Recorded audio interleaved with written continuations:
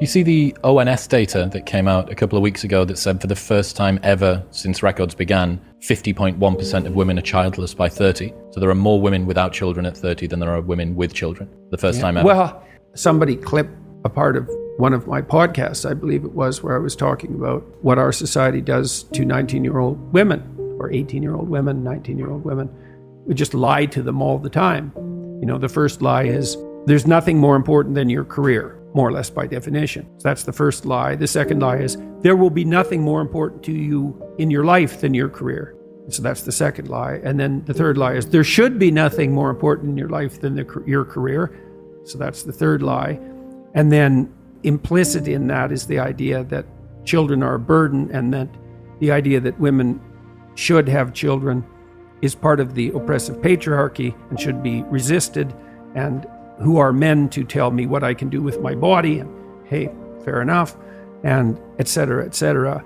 Now, I've worked in female-dominated occupations my entire life. And so I've watched women progress through their professional careers at every level of attainment, from the lowest to the highest, and observed what happened. And relatively, I would say, bias-free, because I didn't know. And what I've seen is that as women progress towards their late 20s, there's a psychological transformation. And what happens is that they place less emphasis on their career and way more emphasis, particularly on having a child. And that really reaches a crisis point around 29 or 30 for the vast majority of women, and their attitude flips. And I've seen it flip very dramatically with many women.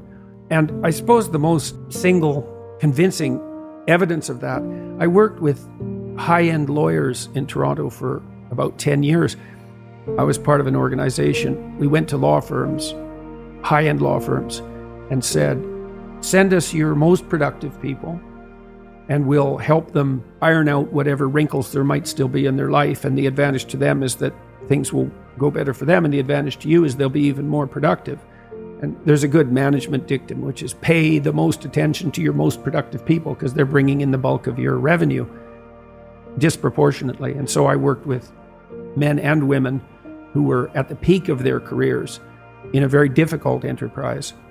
And so these were women who were generally very attractive, well put together physically, pretty stable psychologically, extremely conscientious, very, very smart, and high achieving from like junior high all the way through high school, university, law school, onto the top firms, rocketing up through the ranks, full partnership by the time they were 29 or 30. And all the law firms, all the women bailed out, all of them.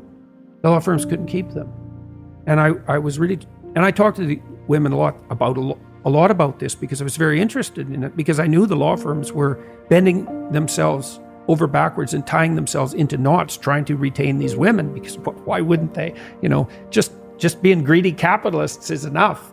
You know, they don't want to lose their high-performing women because they're performing at the highest level, and they couldn't keep them. The women wanted to have 9-to-5 jobs. They wanted to bind the job so they could have a life, and that was especially true once they got interested in having a child or had one. And what they really came to was a very interesting realization. So because they were highly conscientious women, they sort of did their duty and worked hard and diligently and didn't pop their head up to ask questions.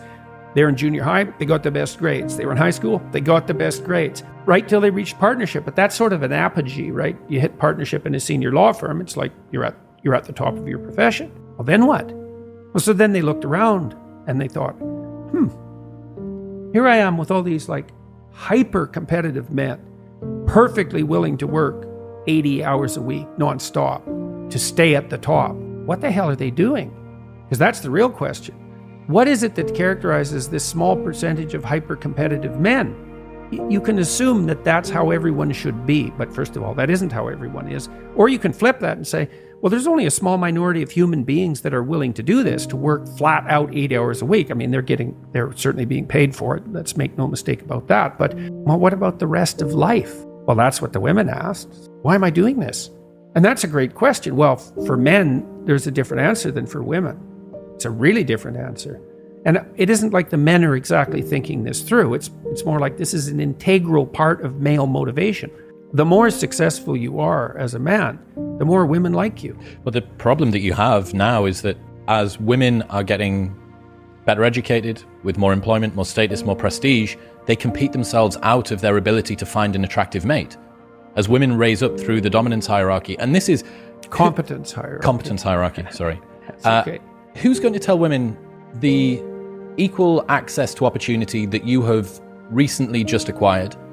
Actually, what that's doing is it's making it more difficult for you to find a mate that you're fundamentally attracted to. Yeah, well, it does a lot of things. I mean, it does provide women with a lot more opportunity on the economic front.